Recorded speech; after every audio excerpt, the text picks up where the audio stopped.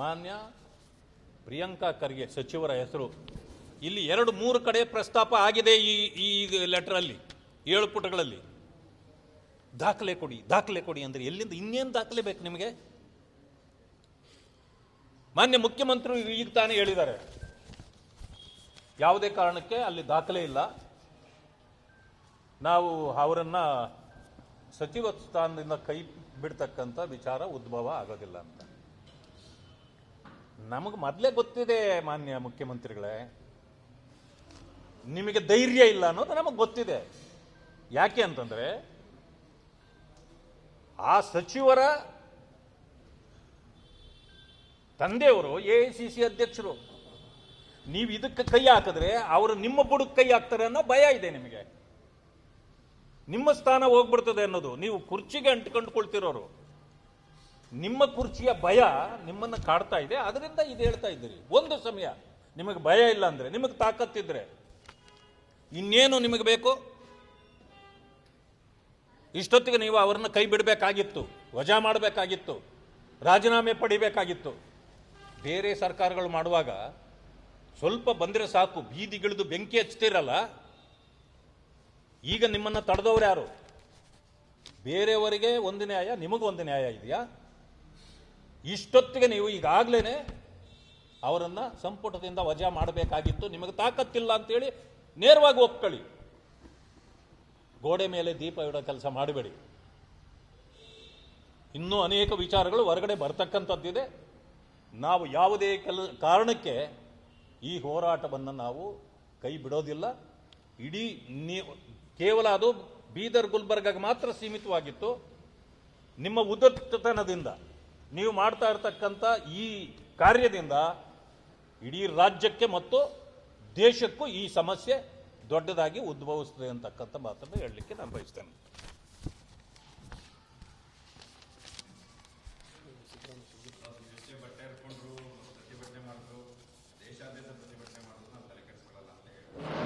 ನೋಡಿ, ನೆನ್ನೆ ನಾನು ಅದಕ್ಕೆ ಉತ್ತರ ಕೊಟ್ಟಿದ್ದೇನೆ.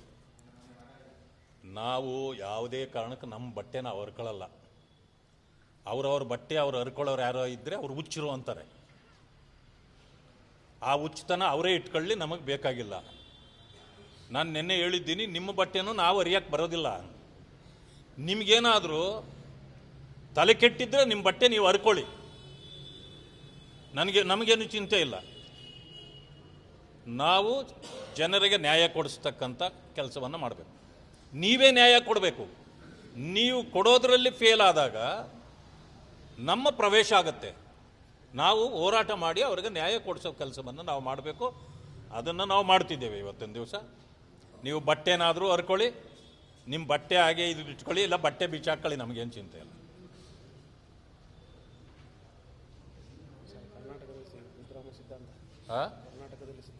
ಈಗ ಅಂಬೇಡ್ಕರ್ ಸಿದ್ಧಾಂತ ಹೊರಟೋಗಿದೆಯಂತೆ.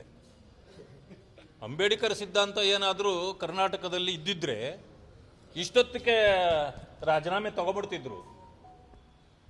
ಅಲ್ಲಿಗೆ ಕರ್ನಾಟಕದಲ್ಲಿ ಸಂವಿಧಾನ ನಡೀತಿಲ್ಲ ಅಂತ ಅರ್ಥ.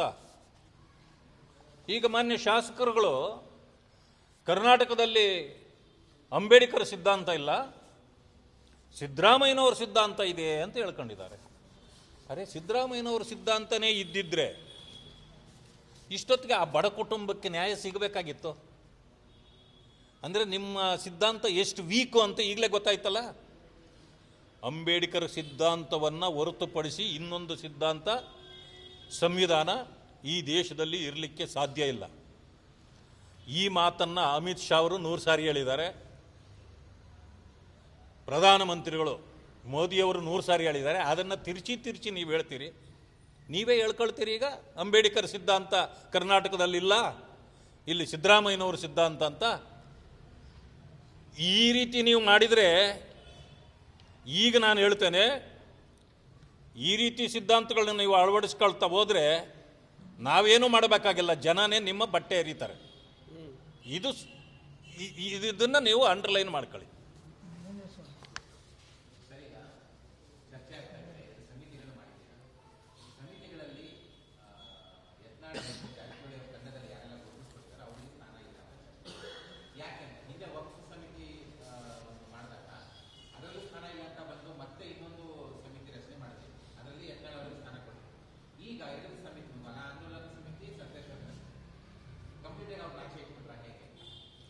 ಯಾರನ್ನೂ ಪಕ್ಷದಿಂದ ಹೊರಗಡೆ ಇರೋಂಥ ಪ್ರಶ್ನೆ ಬರೋದಿಲ್ಲ.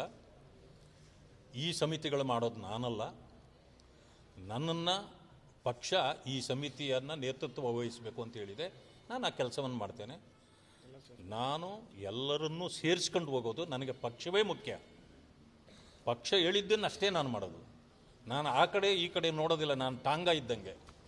ನನಗೆ ಪಕ್ಷ ಹಿಂಗೆ ಕಟ್ಟಿ ಬಿಟ್ಬಿಟ್ಟಿರ್ತೀನಿ. ನಾನು ಅಲ್ಲಿ ಮುಂದೆ ನೋಡ್ತಾ ಹೋಗೋನೆ ಬಂದು ಅಲ್ಲೇನು ನಡೀತದೆ ಇಲ್ಲೇನು ನಡೀತದೆ ನಾನು ನೋಡಲ್ಲ. ನಾನು ಎಲ್ಲರಿಗೂ ನೋಡಿ, ನನಗೆ ಜವಾಬ್ದಾರಿ ಕೊಟ್ಟಿದ್ದೀರಿ.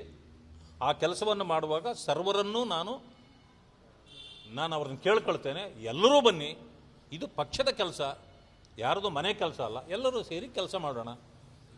ಪಟ್ಟಿ ಸಮಿತಿ ಯಾಕೆ ಆಗಿದೆ ಏನಾಗಿದೆ ನನಗೂ ಗೊತ್ತಿಲ್ಲ. ಬಟ್ ನಾನು ಅಧ್ಯಕ್ಷರಲ್ಲೂ ನಾನು ಮನವಿ ಮಾಡ್ತೇನೆ, ಎಲ್ಲರನ್ನೂ ಸೇರಿಸ್ಕೊಂಡು ಹೋಗುವಂಥದ್ದು ಮಾಡಬೇಕು. ಪಟ್ಟಿ ಯಾರು ಮಾಡಿದಾರೋ ಏನೋ ಗೊತ್ತಿಲ್ಲ. ಅಧ್ಯಕ್ಷರು ಎಲ್ಲೋ ದೆಹಲಿಯಲ್ಲಿದ್ದಾರೆ.